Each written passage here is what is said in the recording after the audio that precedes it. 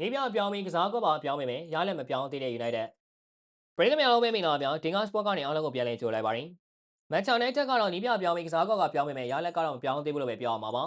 မန်ချက်ယူနိုက်တက်အသင်းဟာနေပြရိုဘင်အမေရင်ကိုယာရုကနေထုတ်ပယ်ပြီးယာယီနေပြဒါရက်ဖလန်ချာရဲ့လက်ထက်ပထမဆုံးပွဲစဉ်မှာစိတ်ပြက်စရာတေးရလက်နဲ့ထပ်မံရင်ဆိုင်သွားခဲ့ရတာဖြစ်ပါတယ်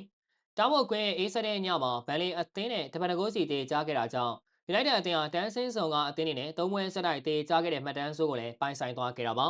ဖလက်ချာနေပြအမေရင်နောက်ဆုံးပွဲစဉ်ကလူစင်ကိုတိုးတက်တာပြောင်းလဲလုပ်ခဲ့ပြီးဒန်ယာကနေပြန်လည်တက်တာလာခဲ့တဲ့ Bruno Fernandes ကိုပွဲထွက်လို့စင်မှာပြန်လည်အသုံးပြုခဲ့သလိုကစားကွက်ကိုလည်းနောက်တန်းလေးအောင်ကစားကွက်ကိုပြောင်းလဲကင်ကျင်ခဲ့တာဖြစ်ပါတယ်။ဒါပေမဲ့လည်းကွင်းလယ်ပိုင်းအားနည်းမှုခါပြတ်နေမှုနဲ့အတူနောက်တန်းတည်ငြိမ်မှုအားနည်းချက်တွေက United ကိုကောင်းကောင်းကြီးဒုက္ခပေးသွားခဲ့တာပါ။ United ဟာဒီပွဲလုံးတိုင်းတာရအကောင်းတဲ့အဆိုးတွေတွင်တွဲနေခဲ့ပြီးဖလက်ချာအနေနဲ့လာမယ့်ပွဲတွေမှာဒါတွေကိုပြင်ဆင်နိုင်မလားဆိုတာကစောင့်ကြည့်သွားရမှာဖြစ်ပါတယ်။ Bruno ပြန်လည်ပေါဝင်လာတာကတိုင်းစစ်ပိုင်းကိုတော်လေးအားတက်စေခဲ့ပြီးရှာကိုကလည်းသွင်းကိုတစ်ခုနဲ့အတူယုံကြည်မှုပြန်လည်တည်ဆောက်နိုင်ခဲ့တာဖြစ်ပါတယ်။ United ဟာပွဲစားကလေးကတောင်းလျှောက်ပြားပြီးကစားထားနိုင်ခဲ့ပေမဲ့တိုင်းစစ်ရောက်ရင်ကြောင်ပြောင်းနေတတ်တာဥဆောင်ရဖို့ကြံ့ကြာနေခဲ့ပါတယ်။ United တိုင်းစစ်စင်မှုတွေဟာဟုတ်မလို့ရှိခဲ့ပေမဲ့ဂိုးရှိကိုဖျက်ချိုးပေးလိုက်ရင်လက်ခံမဲ့သူမရှိတာတဲ့လူပေးမှားတာတွေနဲ့ပတ်ချလေရိုက်နေခဲ့တာဖြစ်ပါတယ်။ပွဲချိန်73မိနစ်မှာတော့ဗန်လီဘက်ကမထင်မှန်ထားတဲ့အနေအထားကနေဥဆောင်ရရှိသွားခဲ့ပြီးအန်ဖာရီရဲ့တောင်းပြကန်ချက်ကိုဟေဘန်ကတားဆီးရမှာလမ်းကြောင်းပြောင်းပြီးတော့ဂိုးဝင်သွားခဲ့တာဖြစ်ပါတယ်။ဥဆောင်ကိုပေးလိုက်ရပြီးတဲ့နောက် United ဘက်ကဖိအားပေးမှုတချို့ပြန်လည်ပြုလုပ်လာနိုင်ခဲ့ပေမဲ့ထောင်းဆန်တိုင်းတားဆီးရောက်ရင်တိုင်ပတ်သွားခဲ့ပြီးဂိုးလုံးပေါ်တွေတစ်ဖက်နောက်တန်းကရှင်းထုတ်ခံလိုက်ရတဲ့နေတာတန်တရားလေးနေခဲ့ပါတယ်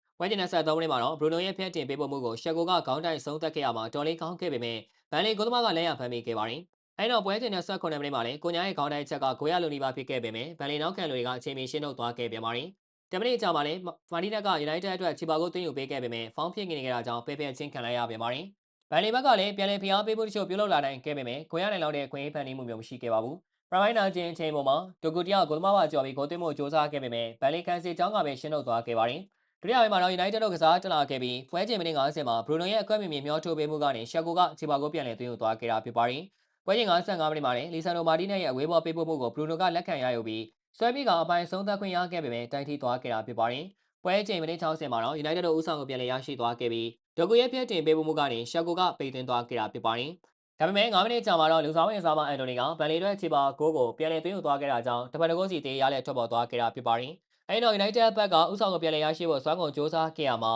ရှာကိုတယောင်ဟက်ထရစ်ရရှိနိုင်မဲ့အပိုင်းခွင့်မျိုးရရှိခဲ့ပေမဲ့အသုံးမချနိုင်ခဲ့သလိုကိုညာရဲ့ကန်ချက်ကလည်းလွဲချော်သွားခဲ့တာဖြစ်ပါတယ်။ဒါပေမဲ့လူဆောင်ဝင်လာတဲ့လူငယ်စားမလေးရှေးလီစီရဲ့ကန်ချက်တစ်ချက်လည်းတော်လေးကောင်းမွန်ခဲ့ပြီးတိုင်တီသွားခဲ့လို့သာ United တို့နင်နာခဲ့ရတာဖြစ်ပါတယ်။ United တို့လက်ချပွဲချင်းတွေမှာအစွမ်းကုန်စ조사ခဲ့ပေမဲ့လည်းဗန်လီကန်စင်ကျောင်းကိုကျော်ဖြတ်နိုင်ခြင်းမရှိဘဲတေးရလေးနဲ့သာကျင်းနေခဲ့ရတာဖြစ်ပါတယ်။ဒါကြောင့်အခုဆိုရင် United တို့အမှတ်ပေးချအဆင့်9နေရာထိကျဆင်းသွားခဲ့ပြီးချန်ပီယံလိဝင်ဝင်အတွက်တော့ရွှေပြည်တော်မျှော်တိုင်းဝင်နေတော့မှာဖြစ်ပါတယ်။ဟုတ်ကဲ့ပါခင်ဗျာဗီဒီယိုလေးကတော့ပါပဲ။နောက်နေ့မှာလည်းအားကစားနဲ့ပတ်သက်တဲ့သတင်းအကြောင်းတွေကိုတင်ဆက်ပေးတော့မှာဖြစ်တာကြောင့်ကျွန်တော်ရဲ့ page တွေကို like and follow လုပ်ပြီးဒီဗီဒီယိုလေးကိုလည်း share ပေးကြပါဦးလို့ပြောရင်းနဲ့ညီကုန်းချုပ်လိုက်ရပါတယ်ခင်ဗျာ။